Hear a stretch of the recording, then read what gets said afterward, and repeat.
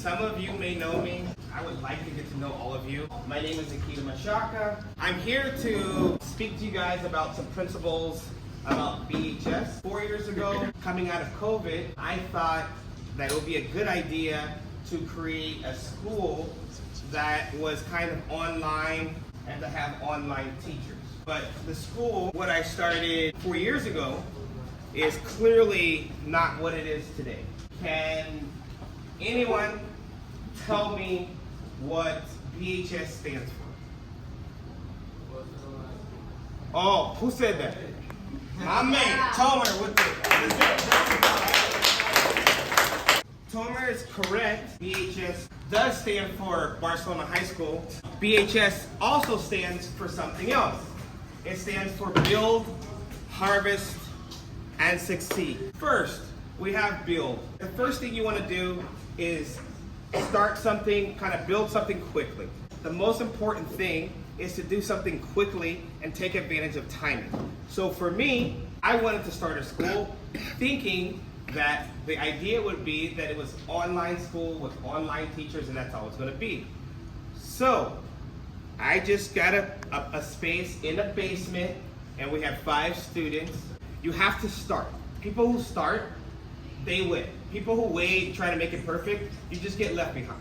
I got to really get into the second component of BHS method, which is harvest. I built quickly. I started something in a basement, clearly not incredible. So harvest is where you get to learn what you thought was right. You're really trying to find out what is it that people actually want.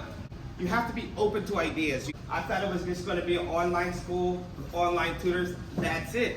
Well, it turned out, coming out of COVID, what people actually didn't want was more online education. They wanted in-person experience. They wanted teachers that they could call by their first name, that they could have a great relationship with. Parents cared about grades for their kids and academics.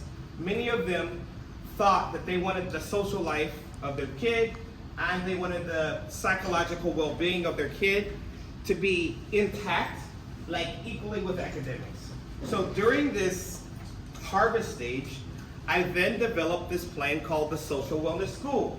We're going to be a school that's going to focus on social life and the psychological well-being of students equally with academics. So then we get to succeed.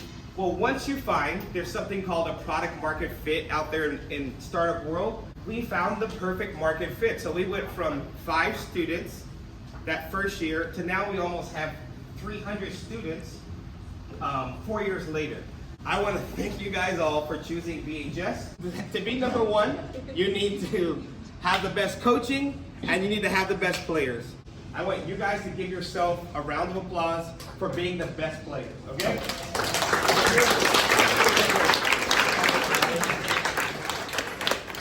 I need you, baby. I need you. Best player. Now, getting into this last part about the BHS method as applied to your academics. We experimented with this last year. Maybe you had Wednesday classes that weren't very long. So now my understanding is that all the classes are going to be 90 minutes. They're going to be built into this 30-minute segment. You guys are going to build for the first 30 minutes. That means that you guys are going to not be afraid to not be perfect. You guys are going to fearlessly try to do the work on your own. Then after this build stage, you guys are going to go to the harvest stage. You're going to experiment. Just like in science, you have a hypothesis and then you do some experiments to find out what is the conclusion. The teachers are going to work with you guys to make sure that you have a good grasp of the information. You're going to do quizzes and tests so that you can get to the final stage of succeeding. I want to thank you all and give you back to our wonderful director and my partner at the school, Amanda Slefo. So when I found Akida in the streets of Gracia, a lot of you know this story, but a lot of you don't. I heard this man talking about a school in the streets of Gracia, okay? And I followed his ass in the street. I stopped him, and I was like, do you want a school, sir? Right? I didn't say sir. But he said, kind of. Like, I got these kids in a basement. Like, kind of. And I was like, oh, well, you should hire me because I'm the best. I literally said it to him. I'm like, I'm the best. You should hire me. He's like you're crazy. Like, get out of my, like, you're, but he didn't say I was crazy. He was like, all right, I guess give me your phone number. You know, maybe I could use this crazy lady. We learned because of self-reflection, right? And like looking at our skill sets, that we have these really complementary skill sets, right? So I was able to like find somebody who has this opposite skill set of me. So also when you're thinking about starting a business or something, you want to look at like, what are my strengths? What are you good at?